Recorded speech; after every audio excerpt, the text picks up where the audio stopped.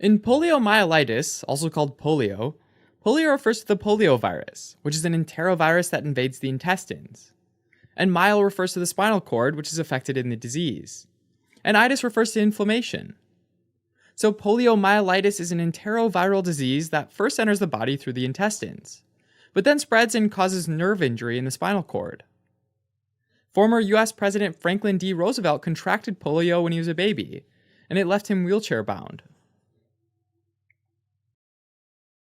Broadly speaking, the nervous system consists of two parts. The central nervous system consists of the brain and the spinal cord. So the peripheral nervous system includes the nerves that fan out from the central nervous system to reach the skin, muscles, and organs. Now, looking at a cross-section of the brain, there's gray matter at the periphery of the brain. This is called the cerebral cortex, and it consists of nerve cell bodies. Just inside the gray matter of the brain is the white matter, and it consists of nerve axons. In contrast, if you look at the cross-section of the spinal cord, the white matter is on the outside and the gray matter is on the inside. And overall, it kind of looks like a butterfly. If we draw a horizontal line through the spinal cord, the front half is the anterior or ventral half, and the back half is the posterior or dorsal half. And the butterfly wings are sometimes referred to as horns. So we have two dorsal horns that contain cell bodies for sensory neurons, and two ventral horns that contain cell bodies for motor neurons. So for example, if you step on a Lego in your living room, the sensation of discomfort is carried from the nerves in your foot through the peripheral nervous system to reach the dorsal horn in the spinal cord. It then travels up the spinal cord to the brain. In response, your brain sends a message through the upper motor neurons, which are part of the cerebral cortex, and down the spinal cord to a lower motor neuron, which is located in the anterior horn of the spinal cord. From there, the signal finally gets delivered to the leg muscles and allows you to lift your foot. In addition to sending signals from the brain, these lower motor neurons also release trophic or growth factors that promote muscle growth in the muscles that they innervate. Polio is a viral infection caused by poliovirus, which is a single-stranded RNA virus that's protected by a capsid, which is a protein coat. Polio mainly affects children under the age of 5, and it's spread by fecal-oral transmission, which means that the virus usually enters the body through contaminated food and water that goes in the mouth. It's also transmitted when an infected person sneezes or coughs, which spreads thousands of virus-containing droplets into the local area. Once the virus enters the body, it binds the mucosal cells of the oropharynx and small intestine, and gets inside those cells, and then releases its RNA. The viral RNA uses the cell's RNA polymerase enzyme to make copies of itself, and then the new RNA copies hijack the ribosomes that normally make proteins for the cell, and forces those ribosomes to make viral proteins instead. The viral protein and RNA self-assemble into lots of new polioviruses, and within days they cause the mucosal cell to lyse, releasing the newly formed viruses, which make their way to nearby lymph nodes and eventually into the bloodstream. Poliovirus prefers to infect motor nerves, so oftentimes it'll leave a blood vessel and get into the interstitial tissue of muscle.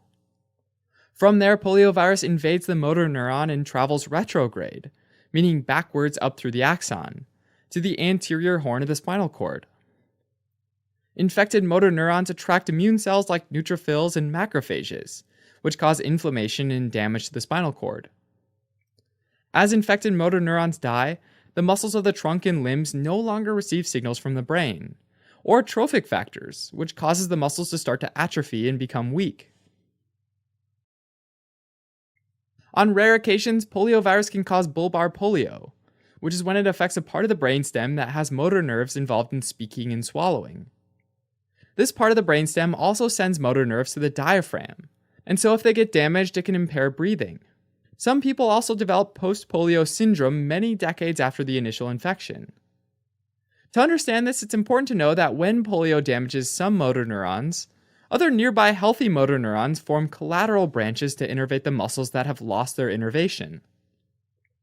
Now, over time, the natural process of aging causes motor neurons to die. So when a motor neuron dies from the aging process, a person doesn't just lose function in the muscle cells that they were normally innervated by, but also in the other muscle cells that were innervated by collateral branches of that motor neuron. Most individuals infected by poliovirus have no symptoms.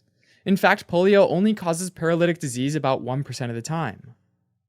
Symptoms of paralytic disease from polio include high fevers, intense muscle pain from spasms and weakness, loss of muscle reflexes, and eventually paralysis.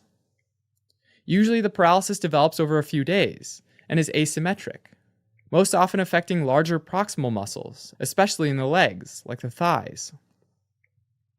Infants with poliomyelitis often develop acute flaccid paralysis, where they go limp, kind of like a rag doll, which is why it's sometimes called floppy baby syndrome.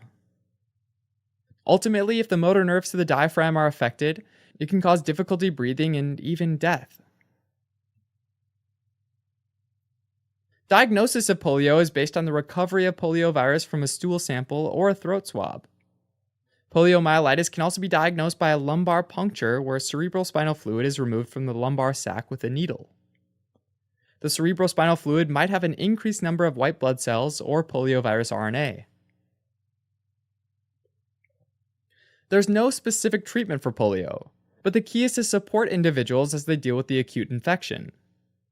Typically, that means pain medication to help with muscle spasms and decompression of the bladder. Finally, individuals might need respiratory support if they have trouble breathing, something that historically required a device called the iron lung. Fortunately, it's possible to prevent infection with a vaccine, and humans are the only natural host for the virus. There's inactivated poliovirus vaccine, or IPV, which is where dead or inactive virus is injected into the muscle, and then there's oral poliovirus vaccine, or OPV, which is a weakened strain of the live virus. Very rarely, about 1 time in a million doses of the vaccine, the weakened virus in OPV mutates within the intestines of the person getting vaccinated, and it reverts to a form of the poliovirus that can cause paralytic polio, called vaccine-associated paralytic polio, or VAPP for short. VAPP usually affects close contacts, like someone that lives in the same home. But sometimes the weakened virus reverts to a form that can cause vaccine-derived poliovirus, or VDPV, which not only affects close contacts, but can cause outbreaks of poliomyelitis in communities that have low rates of vaccine coverage. VAPP and VDPV are both worrisome, but the events are relatively rare and mostly affect unvaccinated individuals. So the benefits of polio vaccine outweigh the risks, and polio vaccine is recommended. In fact, because of IPV and OPV, poliovirus is nearly eliminated worldwide. It only circulates endemically in a few areas within countries like Afghanistan, Pakistan, and Nigeria, where there's poor public health and limited vaccine coverage. Alright, as a quick recap, poliomyelitis, or polio, is a viral disease caused by the poliovirus. It's transmitted by fecal-oral transmission or by aerosol droplets. The virus replicates in the small intestine and oropharynx before it spreads to the central nervous system and causes nerve injury. Diagnosis is done by the recovery of the poliovirus from a stool sample or a throat swab, or by the analysis of cerebrospinal fluid. Lastly, there's no cure for polio, but it can be prevented by polio vaccines. Hey guys, it's Sam again. I hope you enjoyed this video on poliovirus. I love neurology, so I know I had a great time doing the illustrations for it. But I am glad that this disease has almost been eliminated. Thank you, Jonas. Fun fact, Jonas Edward Salk is credited with the discovery and development of the first successful polio vaccine. Be sure to bring that up at the next party you attend or date that you go on. People are going to be really interested, I promise. Anyway, let's give some shout-outs to the rest of the team who helped put this video together. Script was written by Philip and edited by Rishi and Ifan. Tanner did the voiceover, and Gil did the video editing. If you really like this video, if you feel like it enhanced your learning experience, you can definitely check out our Prime service at osmosis.org, where we have over 100 videos not on YouTube, as well as other great study tools. That's it for me. Hope you have a great day.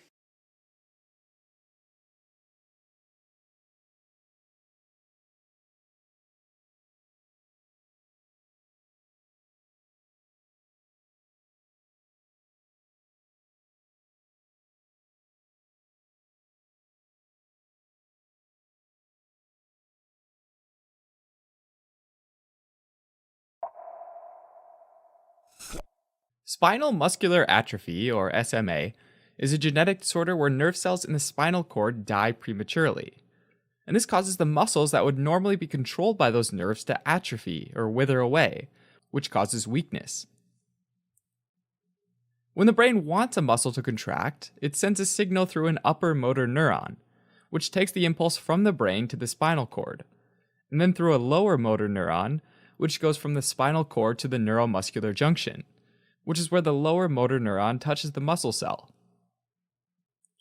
The lower motor neurons, which cause voluntary contractions of skeletal muscles, are called alpha motor neurons. And these alpha motor neurons are the ones that die in SMA. Their cell bodies are found in the anterior horn, or front part of the spinal cord, and their axons project from the spinal cord all the way to the muscles they innervate. A group of these neurons is called a motor nerve. If a lower motor neuron dies, or if the entire nerve is injured, the motor unit, which includes the neuron and the muscle fibers it innervates, stops working. Depending on how many muscle fibers stop contracting, there can be overall muscle weakness, or in an extreme situation, a flaccid or low-tone paralysis. This denervated muscle also atrophies over time, a classic example of use it or lose it. This contrasts with the increased muscle tone and spasticity that develops after an upper motor neuron's damaged. When a lot of these muscle fibers are affected, fasciculations can happen, which are spontaneous, involuntary muscle contractions. Alpha motor neurons also carry the signal for muscle contraction in deep tendon reflexes, like the knee-jerk reflex, and they diminish or disappear when alpha motor neurons are damaged. Now, it turns out that there are a few types and subtypes of SMA. Type 1A, congenital SMA, is the most severe of all, and it starts even before birth, when mothers might notice decreased fetal movements. SMA type 1B, also called infantile SMA or Wernicke-Hoffmann disease, is the classic form where babies often appear normal at birth and then in the first few weeks of life develop hypotonia or low muscle tone. These infants have progressive weakness, which is worse proximally than distally, and is initially more obvious in the legs, making it hard for them to do things like sit up. They can also have weakness in the muscles involved in sucking, chewing, and swallowing, and as a result they can have difficulty taking milk, eating foods, or even safely swallowing their own secretions, which can lead to aspiration. The weakness can also affect the chest wall muscles and diaphragm, leading to breathing difficulty and eventually respiratory failure. For these reasons, most of these babies survive only a few years.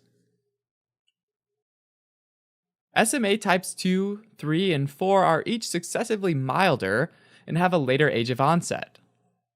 In addition to muscle weakness, feeding problems, and breathing difficulties, chronic symptoms of SMA include scoliosis due to poor muscle support of the spine, and extremely thin limbs due to muscle wasting.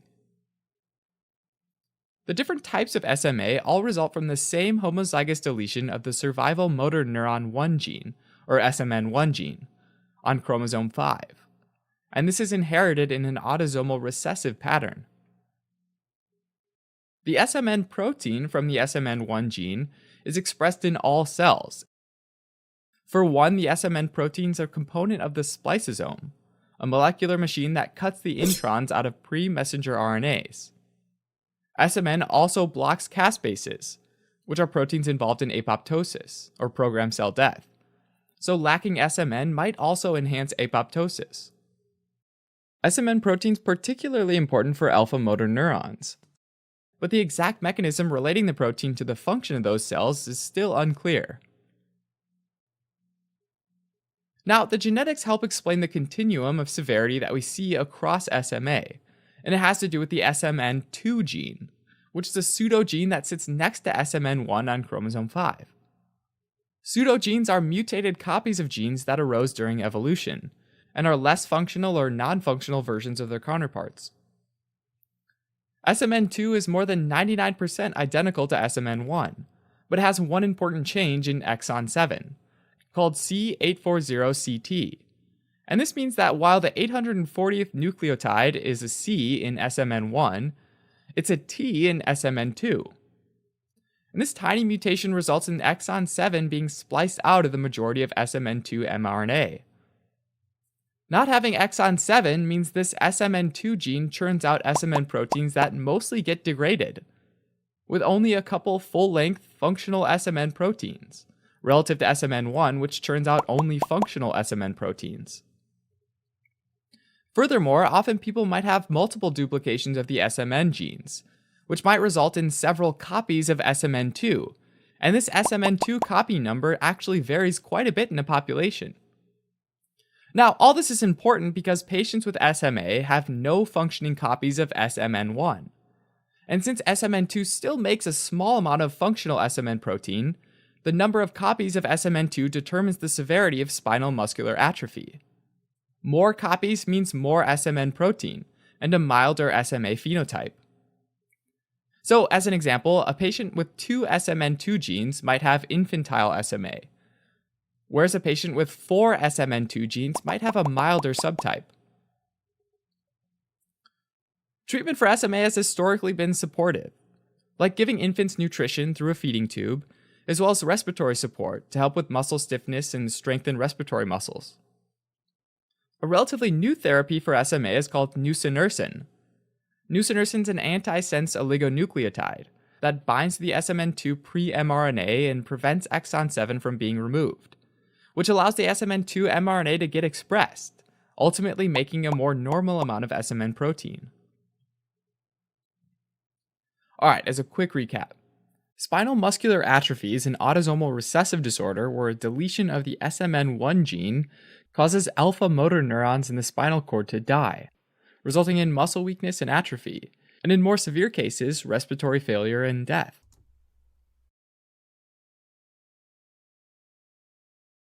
Thanks for watching. You can help support us by donating on Patreon, subscribing to our channel, or telling your friends about us on social media.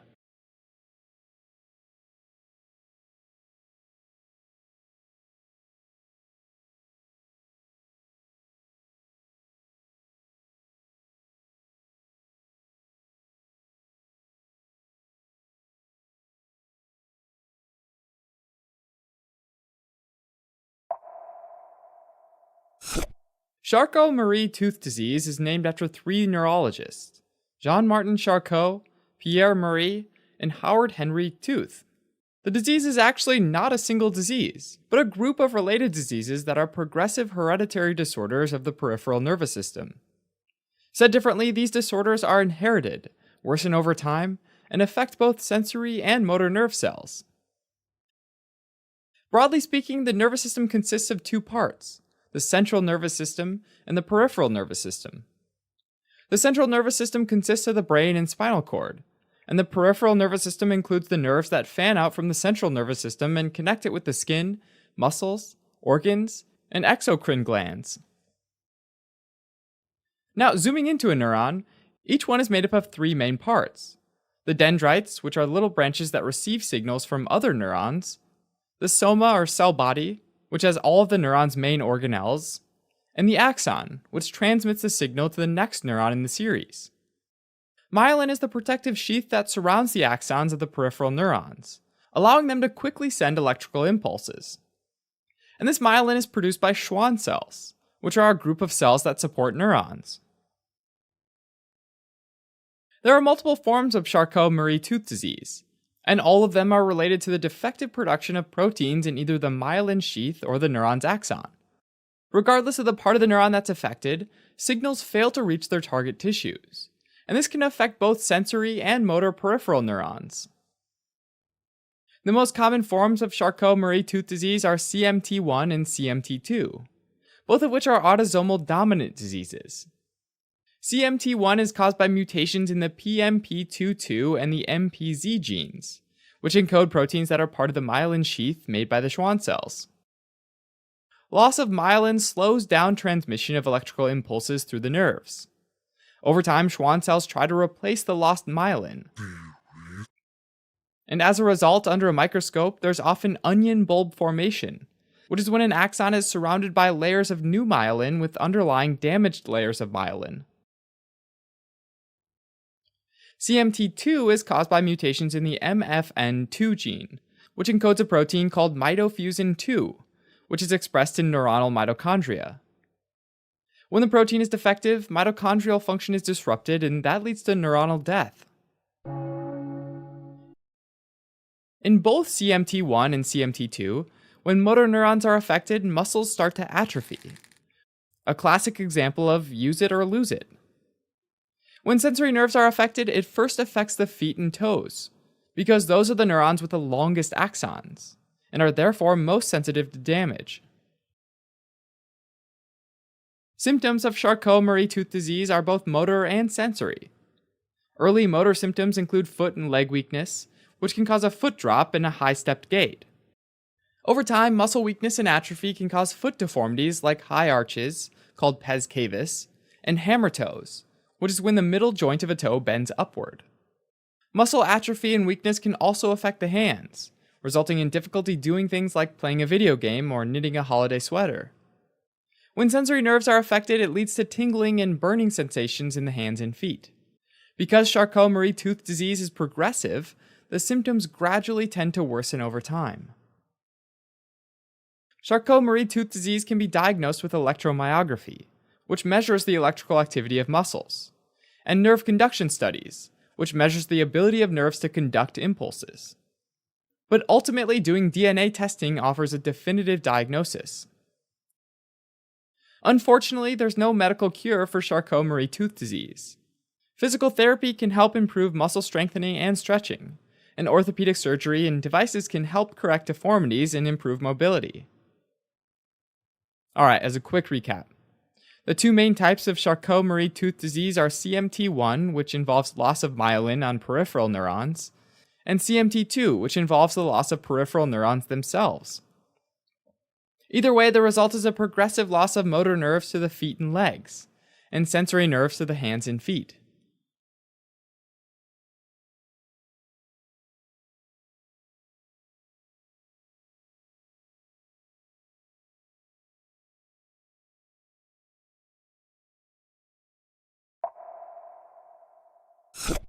Guillain-Barré syndrome is named after two neurologists, George Guillain and John Barré.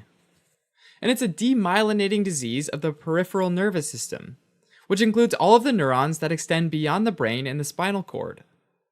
Guillain-Barré, or GBS for short, is also called acute inflammatory demyelinating polyneuropathy. Neurons are made of three parts: the dendrites, which are the little branches that receive signals from other neurons, the soma or cell body, which has all of the neuron's main organelles, and the axon, which transmits the signal to the next neuron in the series. For peripheral nerves, the cell body can either be located in the spinal cord, where it's called a spinal nerve, or the brain, where it's called a cranial nerve. Myelin is the protective sheath that surrounds the axons of the peripheral neurons, allowing them to quickly send electrical impulses. This myelin is produced by Schwann cells, which are a group of cells that support neurons. In Guillain-Barré syndrome, demyelination happens when the immune system inappropriately attacks and destroys the myelin, which makes communication between neurons break down, ultimately leading to all sorts of sensory, motor, and cognitive problems. The cause of Guillain-Barré syndrome is unknown, but it's known to develop after a bacterial infection, like Campylobacter jejuni and Mycoplasma pneumoniae, or a viral infection, like cytomegalovirus and Epstein-Barr virus. Specifically, some strains of Campylobacter jejuni have a particular kind of oligosaccharides on their membrane that are identical to gangliosides found on the surface of motor neurons.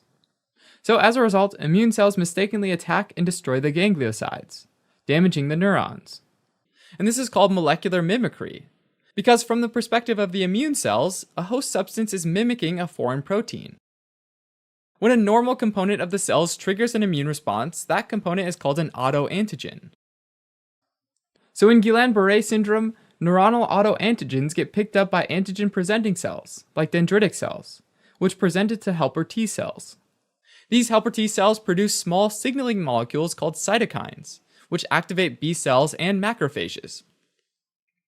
Once activated, the B cells make antibodies that mark the autoantigens, and the macrophages use those antibody markers to bind to and strip the myelin sheath off of the peripheral neurons.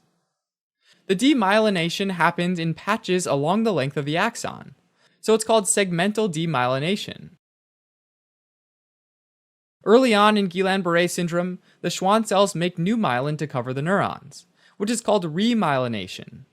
But over time, the Schwann cells just can't keep up, and there's irreversible damage. Absence of myelin sheath means that the nerve impulses become slow and sluggish. Symptoms of Guillain-Barré syndrome are based on the nerves that are affected. Initially, there's a loss of sensation, also called paresthesia, and it particularly affects nerves that convey vibration and touch sensation. When motor nerves supplying the muscles are affected, there's initially muscle weakness and an absence of reflexes.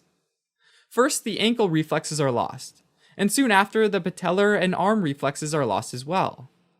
These are considered lower motor neuron signs. The cranial nerves can also be involved, and that can cause symptoms like double vision and difficulty speaking. In severe cases, nerves supplying the respiratory muscles like the diaphragm can be involved, and that can eventually lead to death. When autonomic nerves, which regulate various organ functions, are involved, there can be a variety of symptoms like bowel and bladder symptoms like constipation and urinary incontinence, or orthostatic hypotension, which is when there's a decrease in blood pressure when a person stands up. To help diagnose Guillain-Barré syndrome, a lumbar puncture can be done to obtain cerebrospinal fluid.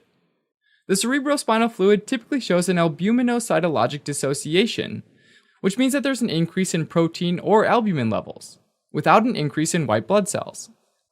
In addition, nerve conduction tests and electromyographic studies can be done to assess nerve and muscle function, but sometimes these tests can be normal early on in the disease. In addition, pulmonary function tests can be done to evaluate an individual's respiratory function. Treatment of Guillain-Barré syndrome is aimed at reducing the symptoms, and involves medications which suppress the immune system like intravenous immunoglobulins. In addition, plasmapheresis can be effective as well, which is when the plasma is filtered to remove the troublesome autoantibodies. Typically, individuals slowly recover over several months, as there's regrowth of the myelin on peripheral nerves. Finally, in rare cases, individuals have developed Guillain-Barré syndrome soon after getting the flu vaccine. In those situations, individuals are often advised to avoid the flu vaccine in future years. Alright, as a quick recap, Guillain-Barré syndrome is an autoimmune demyelinating disorder, where the immune cells attack the gangliosides found on the surface of motor neurons. The result is a progressive loss of nerve impulse conduction, which causes loss of sensation and muscle paralysis in the limbs, and can eventually lead to respiratory failure. Typically, individuals slowly recover over several months, as there's regrowth of the myelin on peripheral nerves.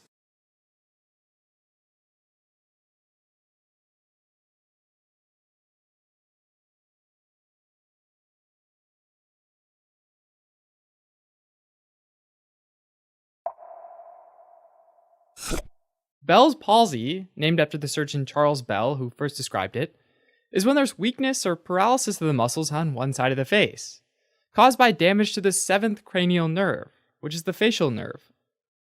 The underlying cause of cranial nerve damage is idiopathic, which means it's unknown. So when there's facial nerve paralysis from a known cause like a stroke, a tumor, or trauma, it's not considered a Bell's palsy. George Clooney had this disorder for 9 months when he was a teenager. Broadly speaking, the nervous system has two parts. The central nervous system, which consists of the brain, brain stem, and spinal cord, and the peripheral nervous system, which consists of all of the nerves that fan out from the central nervous system. Peripheral nerves that emerge from the brain and brainstem are called cranial nerves, and there are a total of 12 pairs of them.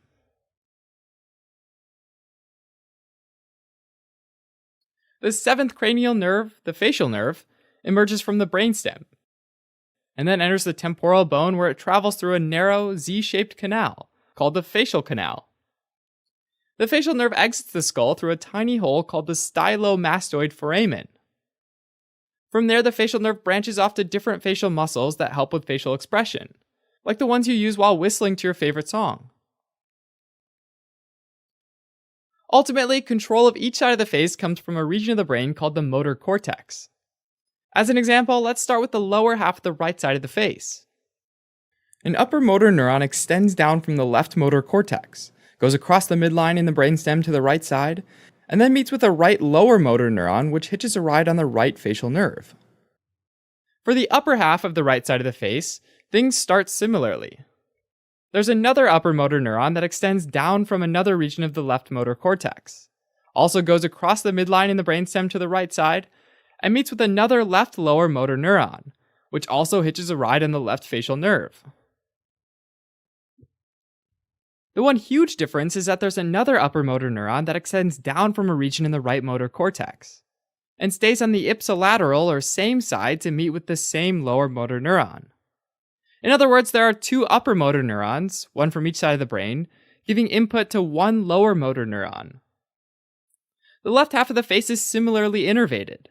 So that means that each facial nerve contains motor information for the lower face coming from the contralateral motor cortex, and motor information for the upper face coming from both motor cortices. The facial nerve also innervates the sublingual and submandibular glands, which secrete saliva, as well as the lacrimal gland, which produces tears, and mucous membranes of the nose, mouth, and nasopharynx. In the ear, it innervates the stapedius muscle, which dampens the vibration of the stapes, a small bone that helps transmit vibrations from the eardrum, and this protects you from loud noises. The facial nerve also carries sensory information about taste from the anterior 2/3 of the tongue. So if you lick an ice cream cone, that's the facial nerve registering the flavor. Bell's palsy happens when the facial nerve gets damaged, and although the precise cause is unknown, it's often associated with viral infections like herpes simplex virus, Epstein-Barr virus, and varicella zoster virus, as well as the bacteria Borrelia burgdorferi, which causes Lyme disease. Regardless of the cause, when the facial nerve isn't able to conduct the brain's signals, the result is that there's weakness or paralysis of the facial muscles. Now, it's important to distinguish Bell's palsy from other causes of facial palsy, like a stroke. If the underlying problem is in the brain or brainstem before the upper motor neurons cross the midline, it's called an upper motor neuron lesion. This causes paralysis of only the lower half of the face on the contralateral side as the lesion, since the upper half of the face is still receiving some information from the ipsilateral motor cortex. If there's a lower motor neuron lesion like in Bell's palsy, though, where the facial nerve is damaged, information from the contralateral and ipsilateral motor cortex is lost for the upper face, as well as information from the contralateral motor cortex for the lower face. This results in the paralysis of all of the muscles on the side of the affected nerve. The main symptoms of a Bell's palsy can be seen by looking at a person's face. There's an absence of the nasolabial fold, which is the skin fold that runs from the side of the nose to the corner of the mouth. There's also drooping of the eyelid and drooping of the mouth. In some people, there's also dryness of the affected eye or mouth, because the facial nerve innervates the lacrimal, submandibular, and sublingual glands. Sometimes there's also hypersensitivity to loud noises and a loss of taste sensation on the anterior 2/3 of the tongue. The diagnosis of a Bell's palsy is based on identifying that the problem is with the facial nerve and not finding an alternative explanation like a stroke or a brain tumor. Bell's palsy affects each person differently. Most people recover within 6 months after the onset, but some people develop permanent facial weakness or paralysis. Treatment isn't needed in all cases of Bell's palsy, but in some severe cases, corticosteroids can help reduce the nerve inflammation and speed up the recovery. Alright, as a quick recap, Bell's palsy happens when there's a disruption of the facial nerve from an unknown cause. The most common symptoms are weakness or paralysis of both the upper and lower facial muscles on one side of the face, which is due to the loss of all lower motor neurons. Bell's palsy is treated with corticosteroids, but in most cases, symptoms usually subside on their own.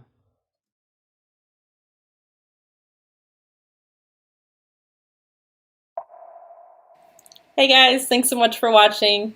I hope you were able to learn more about Bell's palsy and how to differentiate it between other facial palsies like a stroke or tumor. This video is brought to you by Philip, who wrote the script, Rishi and Yifan, who edited the script, Tanner, who did the voiceover, Sam G, who did the video editing, and I did the illustrating. Now, if you're wondering, how can I retain all of this amazing knowledge that I have just learned in the past 6.5 minutes? Well, go to osmosis.org right now. You will find a ton of materials on there to help you study, like flashcards, quizzes, spaced repetition. And not only all of that, but we also have over 100 other videos just like these that have not been released to YouTube. So definitely check it out. And if you love our videos and you love learning from us, be sure to share us with your friends on social media. Comment, tell us what you like, what you don't like. We love hearing from you guys, and it helps us make better videos for you. So thanks again for watching. See you later.